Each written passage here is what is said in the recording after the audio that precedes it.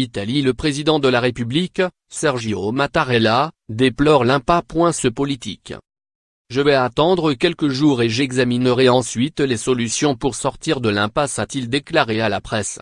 À la lumière du déroulement des consultations de ces derniers jours, il est devenu clair que les partis politiques n'ont pas fait le moindre progrès, a-t-il ajouté.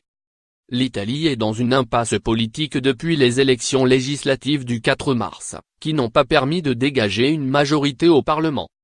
Le mouvement 5 étoiles, M5S, anti-système, est devenu le premier parti politique du pays, avec 222 députés sur 630, mais la coalition de droite, Ligue, Forza Italia et Frères d'Italie, compte 261 élus à la Chambre. Lire aussi. En Italie, la paralysie politique persiste. Le M5S est dit prêt à discuter avec la Ligue, extrême droite, mais refuse tout accord avec Forza Italia, le parti de Silvio Berlusconi. Le mouvement contestataire tente depuis plusieurs semaines de diviser la coalition de droite en poussant le chef de la Ligue, Matteo Salvini, à rompre avec Berlusconi. Sans succès. Le dirigeant du M5S, Luigi Di Maio, a jusqu'ici tenté de former un gouvernement de coalition soit avec la Ligue, soit avec le Parti démocrate de centre-gauche.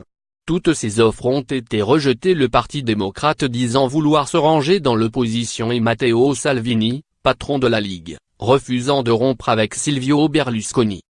Il est peu probable qu'un accord de gouvernement soit conclu avant les élections régionales prévues à la fin du mois dans le Molise, dans le sud du pays, et en Frioul-Vénétie julienne, dans le nord. Le M5S espère en effet prendre le contrôle de sa première région dans le Molise et la Ligue pense, elle, l'emporter en Frioul-Vénétie julienne. En cas d'échec des pourparlers, Sergio Mattarella pourra demander à des techniciens de former le prochain gouvernement, avec un mandat limité dans le temps, ou alors convoquer de nouvelles élections législatives, probablement à l'automne.